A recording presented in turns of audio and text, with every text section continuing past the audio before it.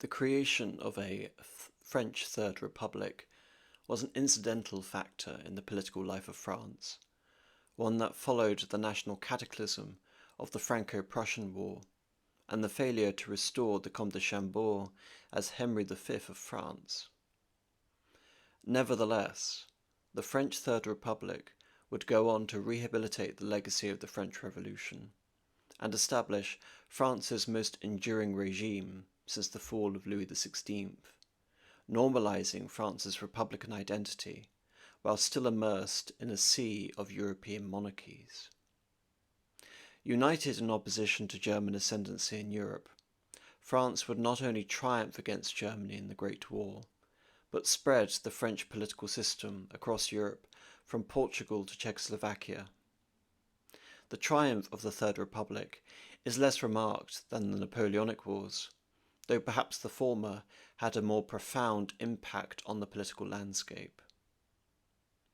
Despite the refashioning of Europe to suit French interests, France of the interwar languished untested, the strength of her army concealing a dissolving nation that was unprepared and unwilling to seriously confront a new and reascendant Germany, a Germany that dealt the triumphant France its most humiliating defeat in history.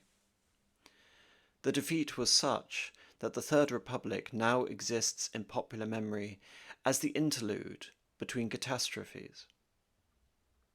Following the Second National Cataclysm, a France in ruins was confronted with the Third Republic's ultimate legacy of failure and established a new France, a regime that rather than reform the Republic, chose to abolish it. Rehabilitating France's Catholic legacy, treading the thin line between national reorganization and Axis collaboration, while lingering under the spectre of illegitimacy. Today I'll be delving into Vichy France on the ruin of the Third French Republic. The consolidation of the Third Republic begins with the White Flag crisis. There is a video to this topic linked in the description. To paraphrase parts of that presentation, after the fall of Emperor Napoleon III, the expectation in France was for a restoration of the monarchy under the arch-Catholic Henry, Comte de Chambord. This restoration did not come to fruition, after which the Catholic and monarchist right in France instead looked for temporary relief in their regent president MacMahon, who in the aftermath of the White Flag crisis was given a 7-year mandate as head of state. In a crisis eerily similar to the cohabitation of recent governments of the Fifth Republic, the National Assembly became increasingly Republican, to the point that in 1876 MacMahon was forced to appoint a government led by secular Republicans. The one issue on which the moral order of MacMahon would not compromise was the support of Pius IX and the papacy, known as the Roman Question. When the President and the Prime Minister contradicted each other on this policy in 1877, it not only produced a constitutional crisis, but it represented a galvanizing moment in the history of France, whereafter to be on the left was to be a secularist and to be on the right was to be a Catholic, as the dynastic pretensions of the monarchist factions gradually faded.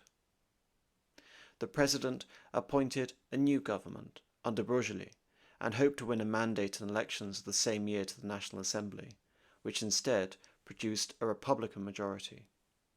In 1879, a Republican majority was produced in the French Senate as well. Anxious to prevent a coup, the government began interfering in military appointments. With the army under attack, MacMahon resigned rather than risk civil war. He was succeeded by the first Republican president, Jules Grévy, with Léon Gambetta as the president of the Chamber of Deputies and later Prime Minister. Symbols of the First Republic, notably the anthem La Marseillaise, were restored. By the time of Chambord's death in 1883, and following also Napoleon the Prince Imperial's death in 1879, monarchism in France, whatever the dynasty, was no longer practicable. Even before the death of Chambord, a proposal was carrying through the Assembly to banish the princes of France. In the end, the law of exile amounted to nothing more than an act of petty vindictiveness that exposed the impotence of French monarchism after the dashed hopes of 1873. Indeed, it exposed the impotence of the French right, who were forced to cling to populists like Boulanger. The government dealt with the Catholic Church in a similar vein to their response to the French princes, eliminating their influence over education and then liquidating the last vestiges of the Napoleonic Concordat with Prime Minister Émile Combes' separation of church and state, spurred off the back of the Dreyfus affair. What united the secularists with the remnant and permissible elements of the French right was revanche, the mission of the Third Republic to reclaim Alsace-Lorraine, those regions sundered from Germany with the Republic's original foundation in 1871, and defeat at the hands of Prussia-Germany. France's Catholic faction, politically ascendant until 1877, was forced underground. Divested of its formal monarchist trappings, the Catholic faction coalesced, ultimately, around Charles Maurras and the new movement, Action Française. The thought of Charles Maurras deserves its own dedicated video, perhaps with the thought of Hannah Arendt serving as a counterpoint. As it so happens, this video on Vichy France has ended up as a single episode in yet another mini-series on this channel, the series inquiring into the post-revolutionary thought of the French right. Though it may be a retroactive step for this mini-series, I hope to return to the topic of Action Française. For this video, I will briefly summarize its significance. Action Française was the legacy movement of French Catholic royalism, combined to the nationalism and anti-Jewishness of the anti-Dreyfusards. While Boulangerism, alluding to General Boulanger, General Revanche or Revenge, represented a sort of soft Caesarism, which was in turn the first major obstacle to the Third Republic, after the failure of the moral order of MacMahon, Action Française departed from the populism of Boulangerism to become an intellectual elite movement. All reactionary traditionalist movements of the 19th century, from de Maistre in France to Uvarov in Russia, were in a sense postmodern, as later distilled and understood by Nietzsche, espousing values that were eternal, organic, and historically contingent, yet in opposition to the rationalizing and universalist impulse of the French Revolution. The rift in historically contingent societies had already occurred, and the mission of the reactionary was to mend the rift, restoring tradition where the original link had been broken. As an organic process, or at least ostensibly, such truth to be found in traditionalism was meant as self-evident and unconscious, an unconscious phenomenon, and yet it required an intellectual movement to reinvigorate it. For Maurras, the movement to represent this reinvigoration was Catholic integralism. The bedrock of society was the family, combined to social justice espoused by Catholic doctrine which found new coherence in the social encyclicals formulated in the 1880s and 1890s by Pope Leo XIII. Monarchy was the natural and historical government of France. Thus, the Third Republic must cease as an unnatural aberration. And yet, Maurras was a follower of the positivism of Comte. Indeed, his Catholic integralism combined positivism with idolatry for Louis XIV.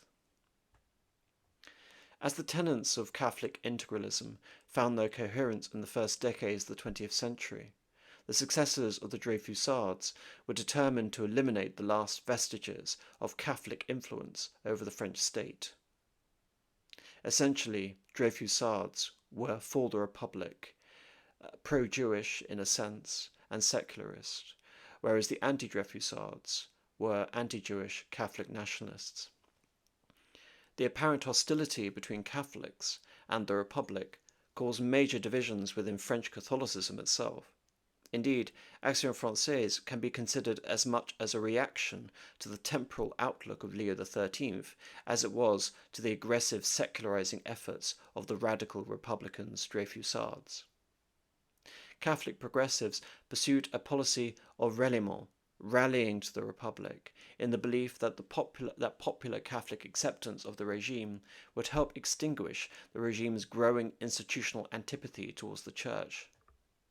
To the horror of French monarchists, Leo XIII conceded ralliement in 1892, to accept the Republic, to submit to it as representing power come from God. The Dreyfus Affair and the pontificate of the conservative Pius X reinvigorated Catholic opposition to the Republic, rendering ralliement untenable to the extent that diplomatic relations between France and the papacy were ruptured. The First World War had the effect of temporarily legitimizing the Third Republic among the left and the Catholic right. In the wake of the Republic's victory over the monarchies of Germany and Austria-Hungary, the pontificate of Pius XI launched a second ralliement, restoring relations with the French government. Indeed, Pius XI went so far as to formally disown and condemn Action Française in 1926, where his predecessor, Pius X, had actively favoured the movement only 2 decades prior. Despite Pius XI's favour of ralliement, and the fact that his pontificate would last until 1939, it was not enough to prevent the second rise of Catholic integralism, as the movement acquired a new notoriety in the 1930s, coinciding, if not aligning, with Italian fascism and German National Socialism. The Third Republic was now squeezed by the extremes of the communist left and the right-leaning leagues. Throughout the 1930s, the Republic meandered from crisis to crisis, as governments collapsed in quick succession, though with some notable mainstays alternating in the office of Prime Minister, such as Pierre Laval, Léon Blum, and Édouard Daladier. Collectively, these governments were impotent in defending the gains of France in the First World War vis-à-vis the growing power of National Socialist Germany. Despite the size and reputation of the victorious French army, the Tsar, a French protectorate, rejoined Germany. The Rhineland was reoccupied by the German army, having been vacated by French and Belgian troops years prior. In 1938, France, at the prompting of Great Britain, abandoned her principal military and ideological ally in Central Europe, Czechoslovakia, the linchpin of the French-aligned Little Entente. Attempts to detach Italy and the Soviet Union from Germany failed miserably. In 1936, following the invasion of Ethiopia, Italy joined the Rome-Berlin Axis. In 1939, Germany concluded the Molotov-Ribbentrop Pact with the Soviet Union, leaving France with no continental allies when she declared war on Germany alongside Great Britain in September of 1939. It is telling that the defence of France was left to Maurice Gamelin, a man who, it transpired, had no intention of seizing the initiative in the early stages of the war, leaving Poland to its fate, content to merely await events. Gamelin's position was predicated on his political beliefs, for he was committed to the Third Republic, and his command over the army ensured its loyalty to the regime in Paris, if not its effectiveness against German invasion, an invasion which began in May of 1940. As France's defeat had become a near certainty only weeks later, the government of France was given to another military figure, a war hero, a man who made no secret of his disdain for the Republic by the 1930s and 40s, Marshal Philippe Pétain. To understand Vichy, we must look back to the career of Pétain. Prior to the Great War, Pétain, the soldier, had an unremarkable career. Indeed, it seems certain in early 1914 that the 58-year-old colonel would soon retire, having never risen to the rank of general. Nevertheless, Pétain quickly demonstrated tactical brilliance in the early stages of the German advance, receiving a battlefield promotion to general after the Battle of Guise, and shortly after, commanding a division at the First Battle of the Marne and the Second Army after the Guise offensive. It had taken Pétain 32 years to reach the rank of colonel in the peacetime army. It took less than 2 years for Pétain to go from commanding a brigade to commanding 52 divisions in the wartime army. During the Battle of Verdun, Pétain was widely credited and venerated for his role in organizing the Voie Sacrée, to the besieged French forces of Verdun, ensuring that French artillery power was sufficient to halt the German offensive. A year later, Petain was appointed Commander-in-Chief of the French army, in whose capacity he successfully ended the mutinies of 1917, though he was succeeded by General Foch for the concluding offensives of the war.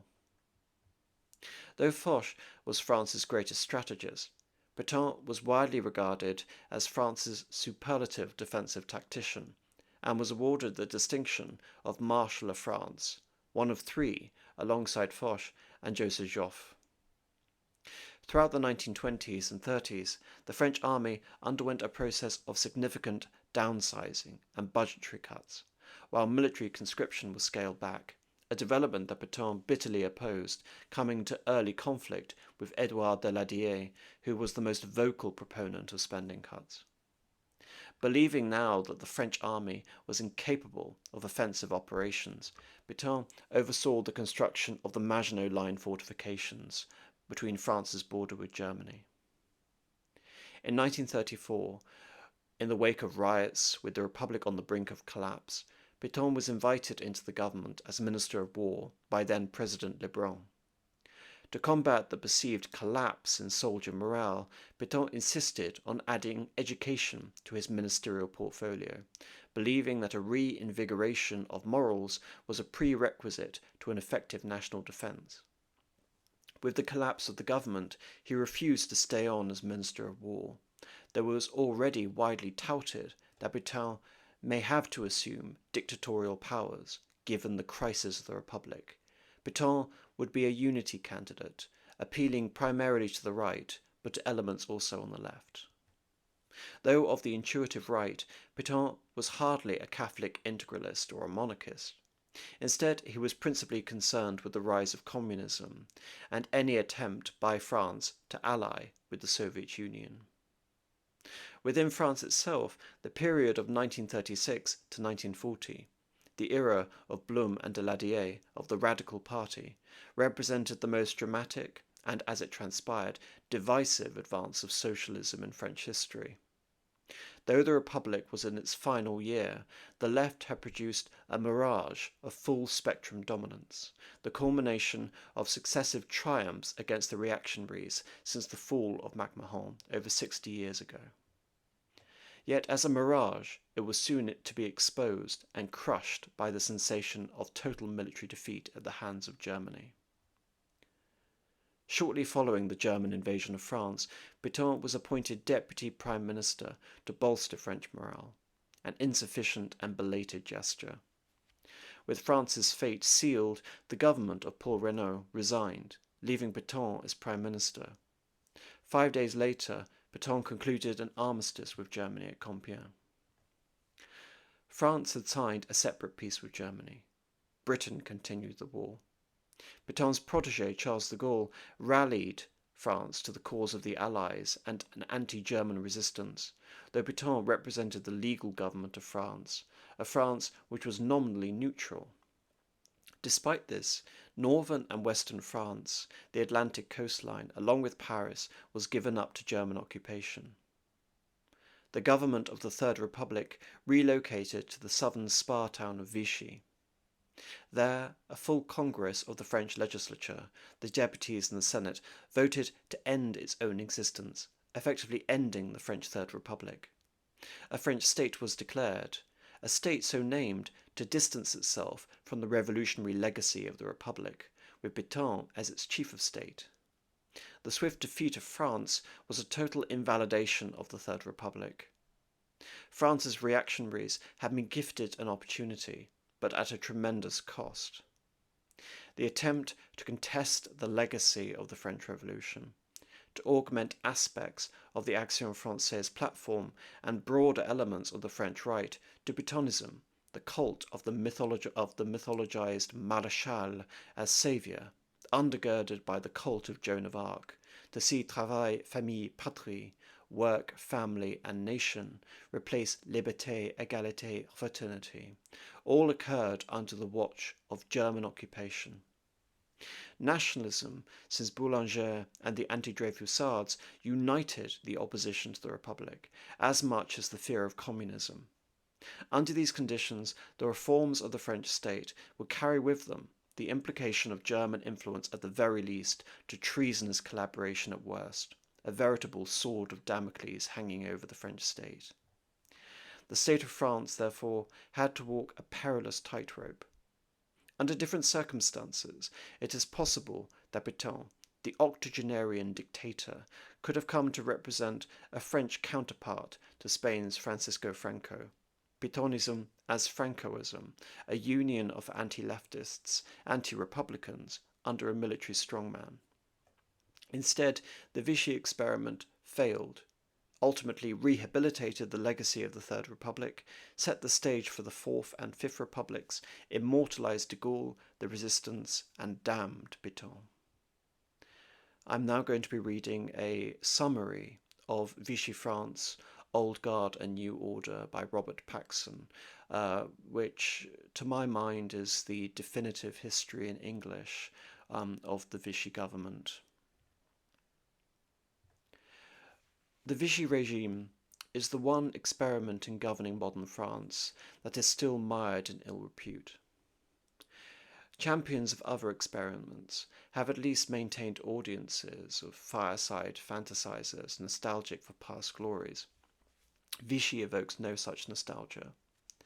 At the liberation, the partisans of General de Gaulle, the members of the internal resistance, and the ex-supporters of Pétain, and Frenchmen who had simply waited things out, all had their own reason to regard Vichy as a historical blind alley, down which a handful of misguided or wicked men had momentarily driven the nation.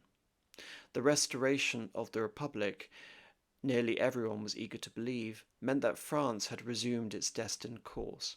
Emphasis on the discontinuities between the Vichy regime and the French experience before and after the war persisted. The Vichy regime, nevertheless, was no less rooted in French history than its predecessors, no less a contrivance of the dominant groups of French society, despite its brief duration, when compared to the long-lived Third Republic. Nevertheless, it was no less broadly supported, for a time, than previous or subsequent French experiments. And Vichy contributed more to the shape of the future than its critics have been willing to concede.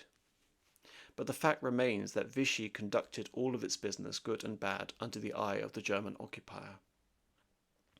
In Marcel Auffoul's magnificent documentary film, The Sorrow and the Pity, Lord Avon, Anthony Eden, remarks that he doubts whether anyone who did not live in France under the German occupation has the right to set himself in judgment of those who did.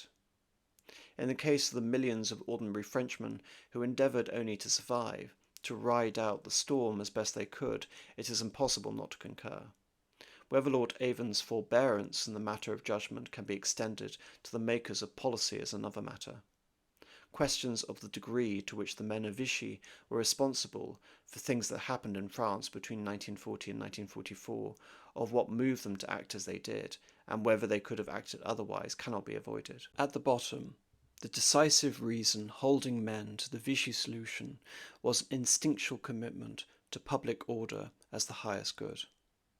From the day that the last Parliament of the Third Republic voted full powers to Pétain, almost to the day that the Germans hauled the protesting marshal off to Sigmaringen, fear of disorder dominated the French policy of the Vichy regime and shaped its conduct of internal affairs.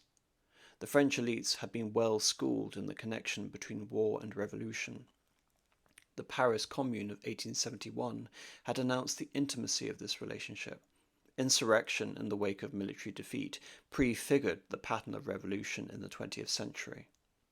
Well before 1914, the military and political leadership of the Third Republic had begun to lay elaborate plans against such a contingency.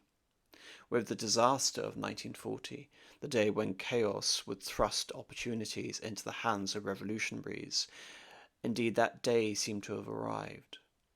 Thus, in the summer of defeat, the able wire-pullers and arm-twisters, Pierre Laval, the former Prime Minister, had no need to exercise his arts. Full powers were not pried and cajoled from Parliament. The overwhelming support accorded to Pétain was freely given. When called to account for their actions, the men of Vichy insisted on the passivity of the regime in its dealings with Germany. The image of policymakers prodded to do the Germans' bidding, dragging their feet, then giving way to unbearable pressures, has persisted. The men of Vichy aimed to replace the armistice of 1940 with a peace treaty recognizing the sovereignty of France and French autonomy over internal affairs. In exchange for an equal place in the new Europe, France would act to keep the British out of the French Empire and to contribute militarily and provide naval aid towards a final German victory. But Hitler was not interested in the scheme. He wanted docility, loot, and perhaps bases, not cooperation among potential equals. Nevertheless, efforts to obtain a peace treaty from the Germans in exchange for favours done persisted to the eve of the Allied landings in Normandy. The idea that after 1942 the men of Vichy, especially Pétain, lost their enthusiasm for collaboration and engaged in a waiting game has no foundation. Nor does the notion that Pétain played one tune, Laval another, and Delanne yet a third. All of them played variations on a single theme. To be sure, their policy had become a desperate gamble by the winter of 1942, however reasonable it may have seemed in the summer of 1940. Still, they preferred the risks of continued collaboration with the Germans to the risks of insurrection that they feared an Allied landing might bring. Fears of social revolution meant fear of communism. Anti-Bolshevism is the nearest thing to a Vichy common denominator. This was a roomy antipathy indeed. Everyone from a pacifist trade unionist of a revolutionary syndicalist variety to reactionaries of every fringe could find a place within this broad spectrum. It has been some time since anyone described Vichy as a monolith, but confusion about the character and composition of the regime has persisted. The defeat of 1940 presented the new regime with a nearly unprecedented opportunity to undertake change, but those who rushed on stage when the curtain rose at Vichy had the most disparate ideas of what ought to be done. No short essay can convey the subtleties of the various distinctions, of the competing visions of the good of France. Some of these visions were wildly incompatible. It was impossible to reconcile the moral order of the Catholic integrists, for example, with the fascist fantasies of a figure like Robert Bresson. But others had enough points of contact to establish a pattern of ideas which came to dominate the national revolution.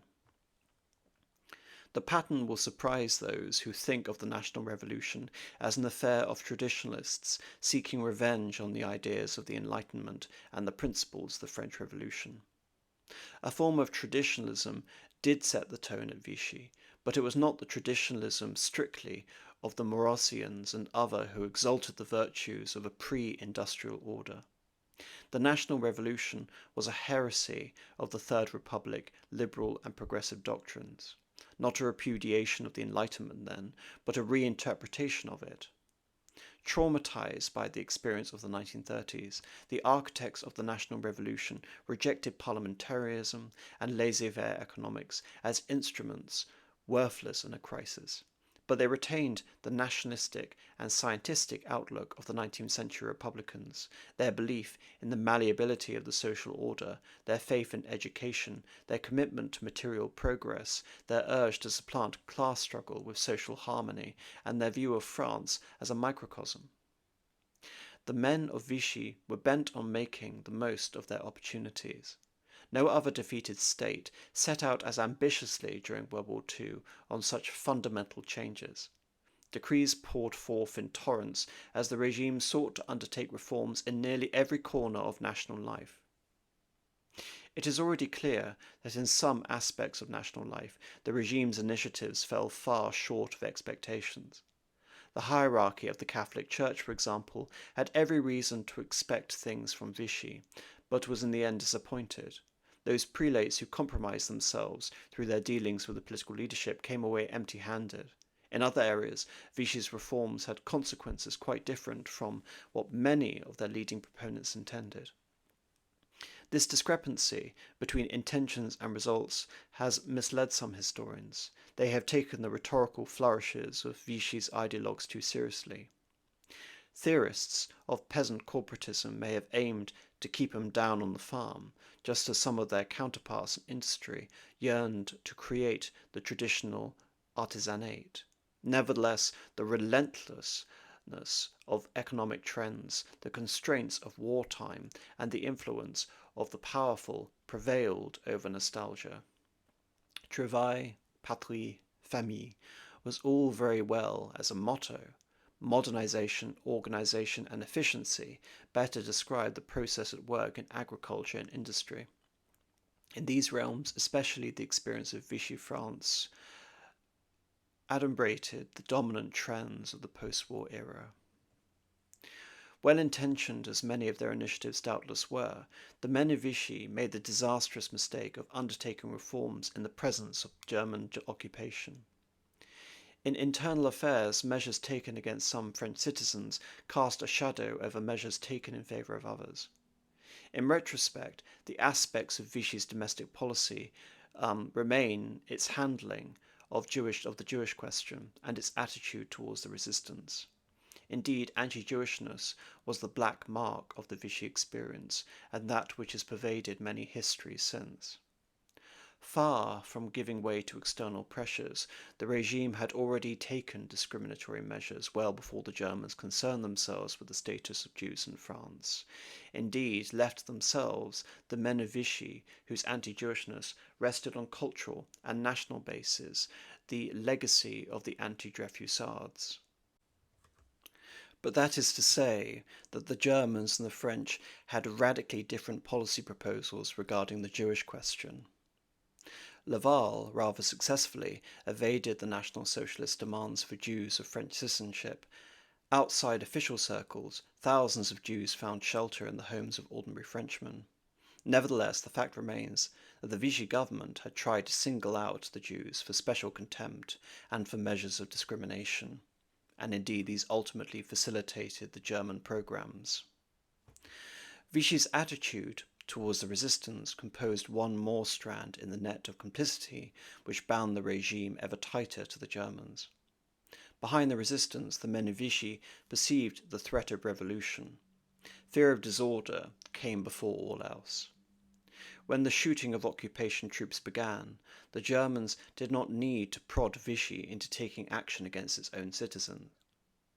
Vichy treated the resistors as outlaws, not patriots, and as many Frenchmen probably helped to hunt them down in the militia and other police organizations as joined the resistance. Not only did the French police collaborate with the German police, Vichy did nothing to stay the hand of vigilantes settling private scores of their own. But just who were the men of Vichy? The prominence of traditionalists in the purges of liberation gave rise to the myth of the predominantly traditionalist character of the Vichy governing apparatus. But the targets of the purges were the men in the most exposed positions, the apologists and propagandists of the regime, the ones, in short, who stuck their necks out. In fact, the regime's traditionalism was an illusion sustaining as the false fronts of a movie set. Deep within the hotels of Vichy, out of earshot of the marshal's adoring crowds, experts and professionals quietly went about the making of policy. In this respect, Vichy represents the triumph of the French counterparts of Albert Speer, the German arch-technocrat, over the politicians, those amateurs who had bungled things for years during the French Third Republic. No newcomers to the conduct of public affairs, the insiders of Vichy, had been insiders under the Third Republic. Members of the Grand Corps de l'État and experts from the private sector, men of essentially the same background and education. Laval's Minister of Internal Production, Jean Bichelon, first in his class at the École Polytechnique, engineer and enthusiastic modernizer, and chef de cabinet of the Minister of Armaments in one of the last governments of the French Third Republic, can stand out as an example of these men, intellectually the ablest France had to offer. To judge Vichy is to judge the elite of France. The political as well as the administrative elite comes in for judgment. If technicians undertook at Vichy many of the functions which politicians had performed under the Third Republic, politicians did not drop from sight, although some would later wish that they had. To be sure, some of the old parliamentary notables, such as Edouard Herriot, had trundled off to the countryside under a form of house arrest. Nevertheless, the regime drew active support from almost the entire political spectrum of the Third Republic, not only from ideologues of the radical right, but also from renegades and heretics of the parliamentary and trade union left, the defeated and the disappointed of the bitter struggles of the 1930s, who hoped that some cherished scheme or other might at last be realized. By pursuing the ennuis of the State Ministry and the yearbooks of the Grande École, noting the names which recur in them before and during the war years, one must lay to rest the fantasy that the Vichy regime was staffed and supported by men who sprang out of nowhere in 1940 and vanished as quickly from sight where once they had come. These were the men who maintained France, because of their actions, had at least escaped a worse fate. Such a conclusion was meant to be drawn from the famous sword and shield argument of Marshal Pétain and his defenders. Pétain acted as shield, staving off the executions of the Germans, while de Gaulle wielded the sword against them, and indeed this idea of shield collaboration would later be appropriated by other governments who found themselves aligned or at the receiving end of German invasion. Serbia comes to mind. The Marshal's presence, the argument went, had saved France from Polandization and the rule of a Gauleiter. Not only had lives been spared, but the French were materially better off under Vichy than they would have been under German rule. This is one thesis that has found a sympathetic hearing among various historians. Eastern Europeans, in fact, ate better than the French did.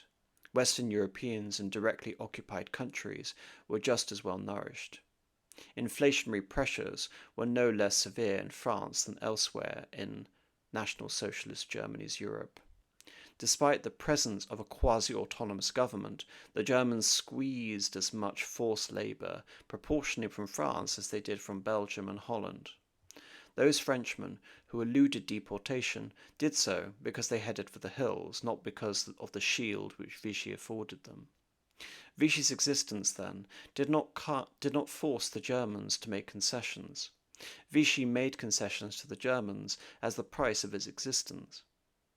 What if the French had simply handed the government of the country over to the Germans, lock, stock, and barrel, as Adolf Thiers supposedly threatened to do when he dealt with Bismarck in 1871?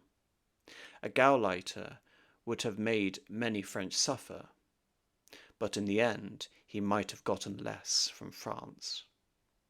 France required no Gauleiter. An elderly war hero, assisted by one of the most influential politicians of the Third Republic, and that being, of course, Pierre Laval, an eminent naval officer, that being Dallon, and the flower of the French elite, all of whom were convinced that the maintenance of public order overrode any other conception of the national interest, served the Germans as well or better than any Gauleiter would have done. The recent snatching of Pétain's remains, and of course this is within the context of when this book came out in the 1970s, from their resting place on the Ile d'Yeu, served as a bizarre reminder of an era which many older people would probably just as soon forget. The majority of French, including the leader of these body snatchers, are too young to remember much, if anything, of World War II. Beyond a footnote in the history of the resistance and collaboration, the shame and consequence of France's original defeat, the Vichy experience has been all but forgotten, even in the context of France's other outlandish political experiments. its legacy has been repudiated, and French republicanism has ultimately been decisively and conclusively vindicated.